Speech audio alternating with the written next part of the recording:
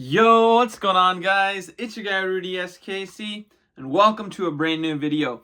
The 2024-2025 NFL season has finally concluded, guys, and in the battle of the worst fan base in the NFL against the Devil's Magic team, the Philadelphia Eagles come out on top, and they reign supreme over the NFL yet again in the 2024-2025 NFL season. Wow, guys, I have a ton of thoughts here. This game obviously did not go how anyone imagined it would go. Final score was 40-22, but it felt more like a 40-0 game. Most of those touchdowns Kansas City scored were kind of just throw-in touchdowns to inflate the score a little bit to help, keep from the Kansas City fans from, doing some bad things, to keep them from really going crazy. The score was a reflection of that. That's how bad this game was. That the 22 points the Kansas City Chiefs scored, every single one of those points felt like something that was sympathy for the fans of Kansas City. And to me, for this game really comes down from start to finish to the pressure that the defensive line of Philadelphia was generating on Patrick Mahomes. You take a look at this. So Jalen Hurts won Super Bowl MVP, but the only reason he won Super Bowl MVP, it's because Brandon Graham, Josh Sweat, Nolan Smith, Jalen Carter, Jordan Davis, Milton Williams, and Jalix Hunt all couldn't win the award together. An unbelievable performance by that defensive front. I have a stat here, guys. 42 dropbacks for Patrick Mahomes. Philadelphia's defense, they had 16 quarterback pressures, 6 QB sacks, and 0 blitzes. Vic Fangio blitzed 0 times. Zilch. Nada. And he was able to generate 6 sacks and 16 QB pressures. That's one sack short of an NFL record in the Super Bowl. And to me, and we've talked about this before, in the playoffs, when the stakes matter, if you can consistently get pressure on the quarterback, I don't care if you're Patrick Mahomes, if you're Tom Brady, if you're Baker Mayfield, or if you're the worst, if you're Vince Young, it doesn't matter. If you get quarterback in that pressure's face in the biggest of stages, you will find a way to be able to put yourself at least in a good chance of winning the game. And that's what the Philadelphia defense did today. Those guys, if you looked early in the game, it wasn't that, Philadelphia's offense was just boat racing them from start to finish. I thought Kansas City's defense was doing a great job for the most part in the first half. You looked at it, every single time Kansas City gets the ball, it was 1 sack or 2 sacks in the possession. And now they have a 1st and 17, a 2nd and 20 that they're trying to deal with. And that defensive line, it rattled Mahomes, guys. It rattled Patrick Mahomes. That's something that you don't see often. That's really something that you don't see. And, probably Patrick Mahomes' worst game as a pro since the Super Bowl against the Tampa Bay Buccaneers, 4 years ago now? In his Super Bowl against Brady, this is probably his worst game since then. And I would argue he looked worse in this game than he did in that game. Because in that game, yeah, he was running for his life, but he also made a ton of unbelievable plays, a ton of unbelievable almost plays. In this game, there was nothing he could do, and he was making terrible mistakes. He was seeing things. It was like he was seeing ghosts with the ball. He threw a pick 6 to Cooper DeJean in the second quarter that put the Philadelphia Eagles up 17-0, and at that point, you're like, oh my God, is this going to be a blowout? Are we setting up the stage for a voodoo Patrick Mahomes comeback? And to me, that's what helped Philly win the game. That's what set the tone for them. Because their offense wasn't dominating Kansas City. Like, if you saw the score at the end of the first half, you would have thought Saquon Barkley had gone for a $150 rush for 2 touchdowns. Jalen Hurts was doing his thing, play action, rolling out, running the ball, pushing his way into the end zone. You would have thought that was the case, but it was really the Philadelphia defense, to me, that was getting the job done. And the phrase everyone says, defense wins championships, probably the most overused phrase in football, is 150% accurate. It's 150% accurate. If you have a great defense, and they can get pressure on the opposing team's quarterback with just 4 down linemen like Philadelphia was able to do, 99% of the time you will win the game of football. It would take a superhuman performance from the other team's quarterback in order to ensure that, they have a chance of winning the game. But if you're able to get that much pressure like Philly did today with a 4 down front, next to impossible for the other team to win the game. And that's what happened with KC today. I mean, yeah, Mahomes didn't play his best game start to finish, obviously, right? But a huge part of that was to do with the looks that Philly was throwing at him.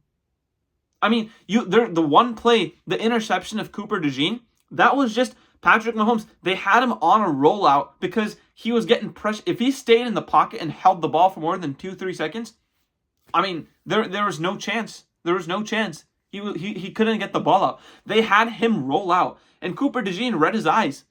When you get hit as a quarterback, that affects your vision on the field. That affects your ability to make decisions, and that's what you saw with Patrick Mahomes.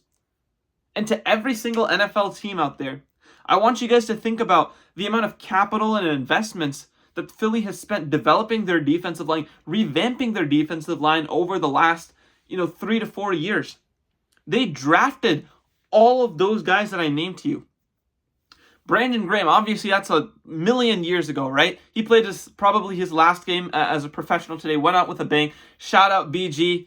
He's a proud pro blue Michigan Wolverine. So shout out to Brandon Graham. But Brandon Graham, Josh Sweat, Nolan Smith, Jalen Carter, Jordan Davis.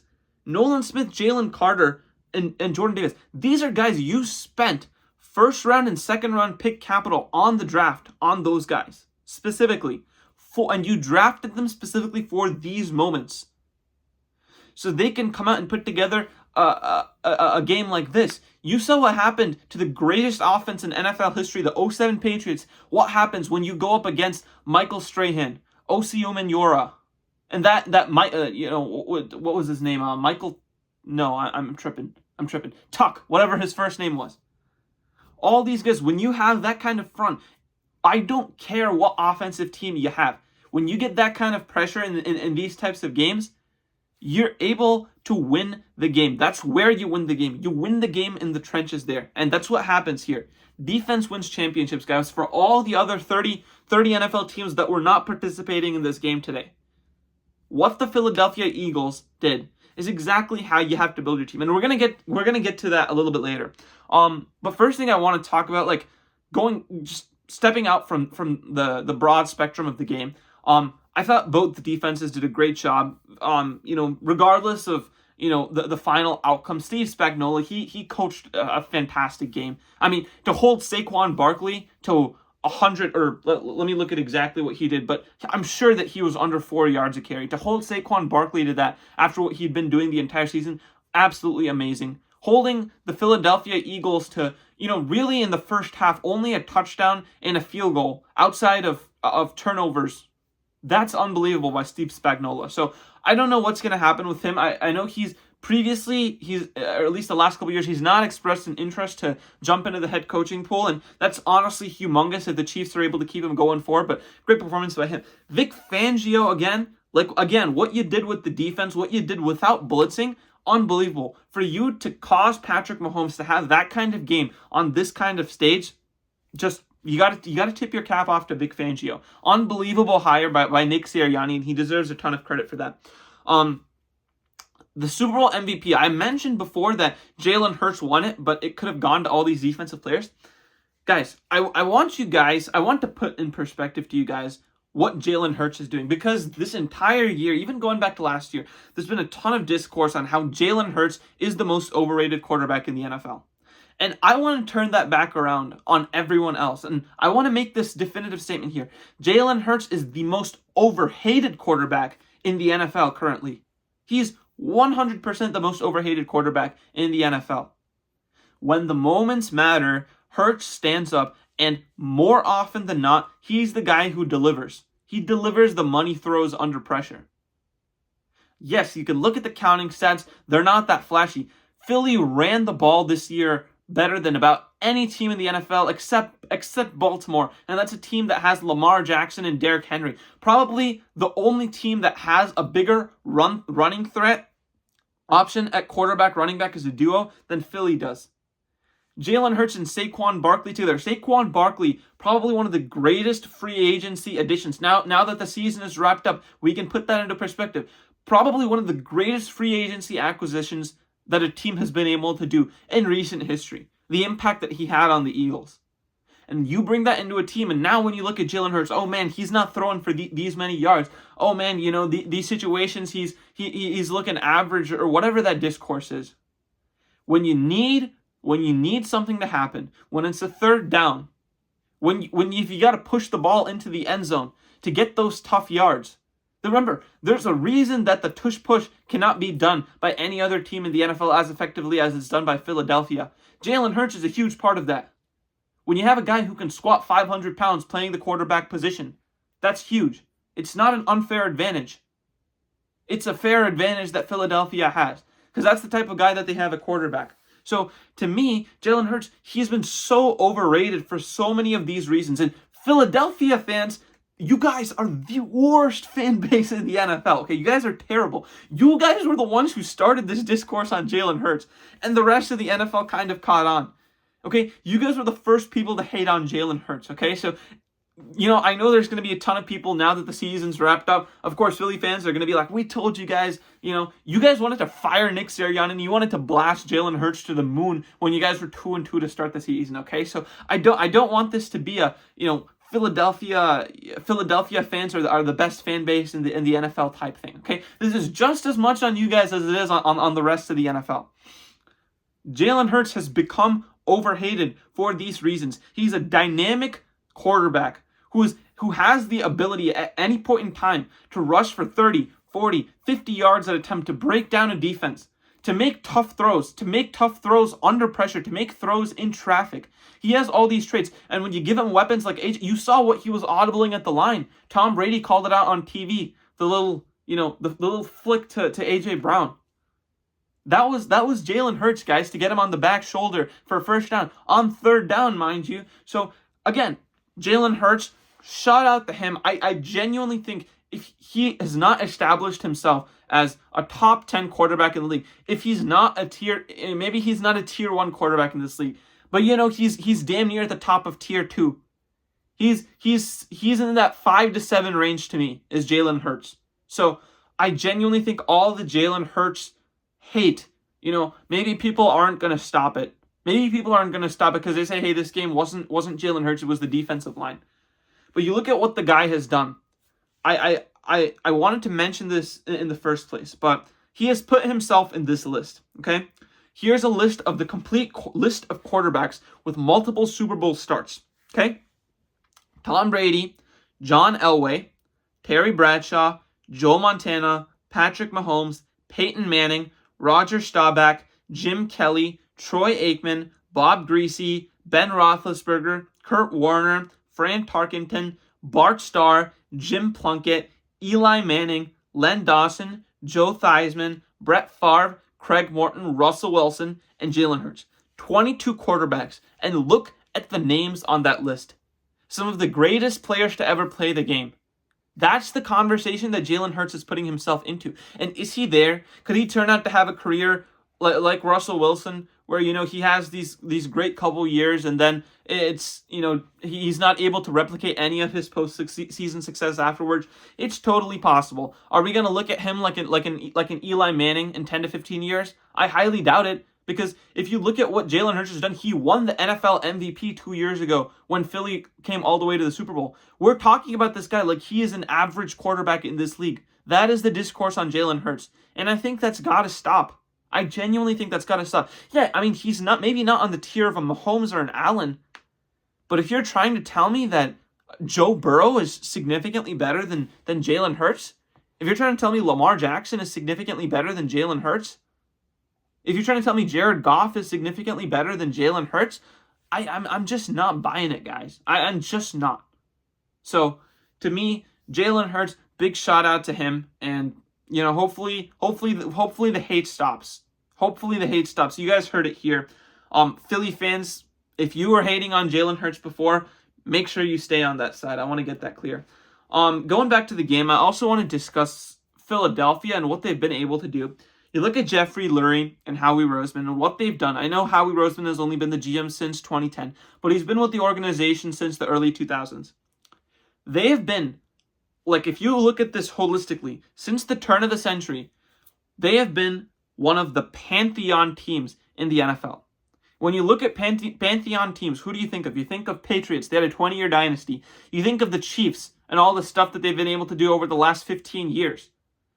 In my opinion, Philadelphia is asserting themselves into that tier of teams that have had a prolonged period of success. I understand the Giants had, two Super Bowl victories. I understand that, the Steelers were able to get to 2 Super Bowls. But yes, they're on the same tier now over the last 20 years in terms of success and continuing success as the Chiefs, the Patriots, and also, if you think about it, the Baltimore Ravens. Okay? They're in that tier of postseason success to me. Because now they've gone to 4 Super Bowls in the last 20 years. Or I guess now 25 years. It's crazy that it's 2025.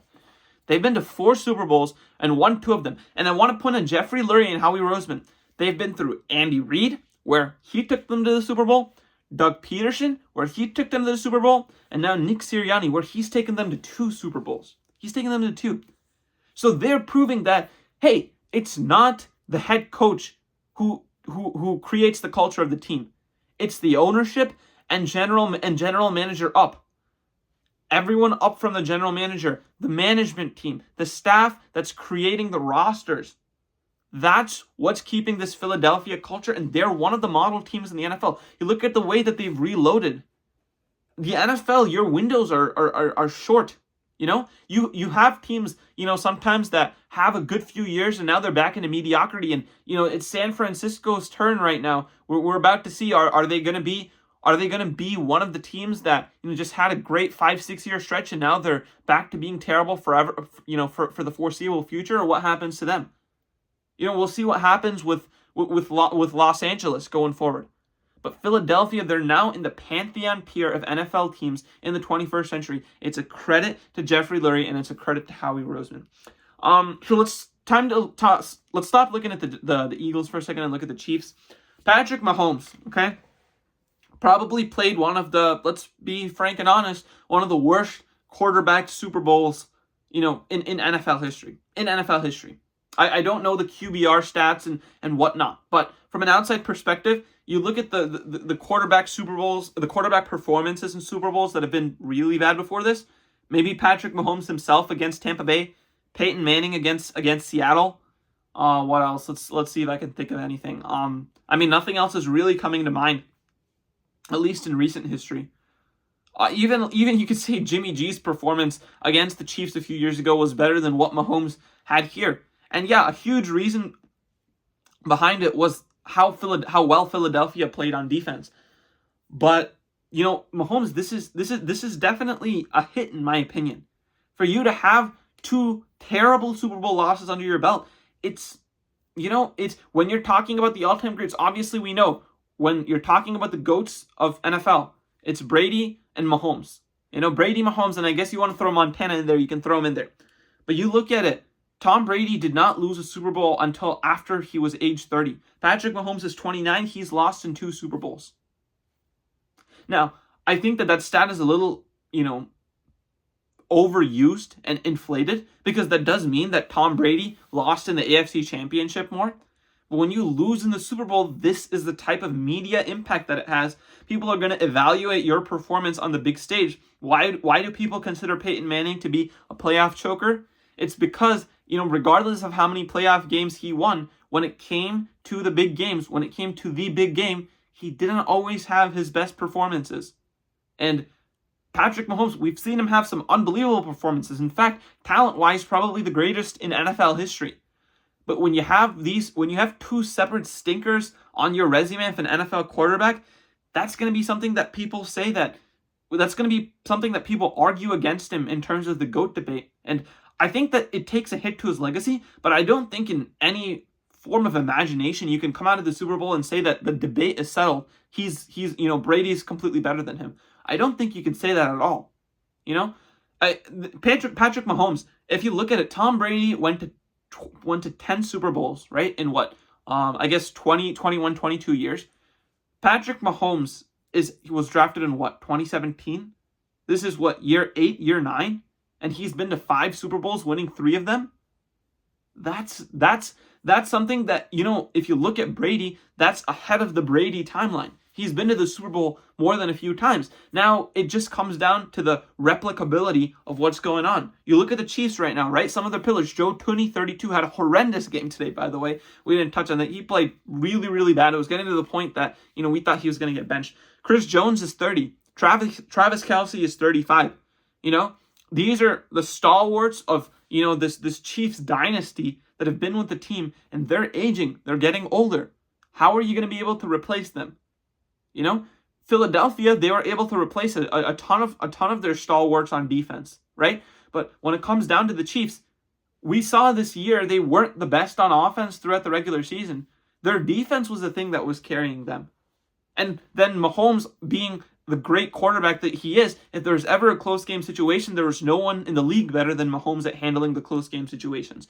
And that's how Kansas City won a majority of their games this year. So to me, I don't personally think their window is closed, because if you look at their defense, outside of Chris Jones and Steven Nelson, and maybe one other defensive lineman, and he's a backup, their entire defense is under the age of 30. They are well within the prime of their careers. So I don't think this is an issue on offense. I think the Chiefs genuinely have a chance this offseason to be able to reload, to get some more pieces on the offensive line.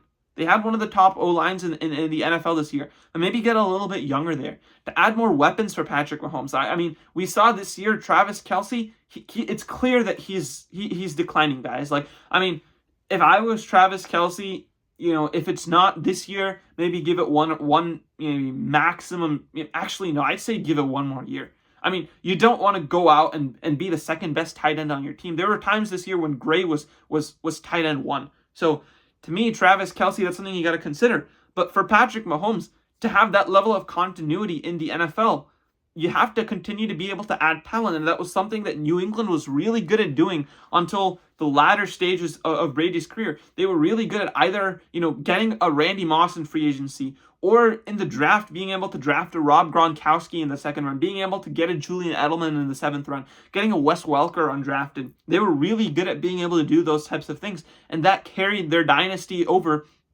a few more years than it would have had they just been complacent. So to me, this is huge for the Chiefs, and this is huge for, Mahomes in terms of the GOAT discussion going forward. Yeah, you can't expect him to get to the Super Bowl and win the Super Bowl every year. That's a little ridiculous. It's a little ridiculous to have that kind of expectation.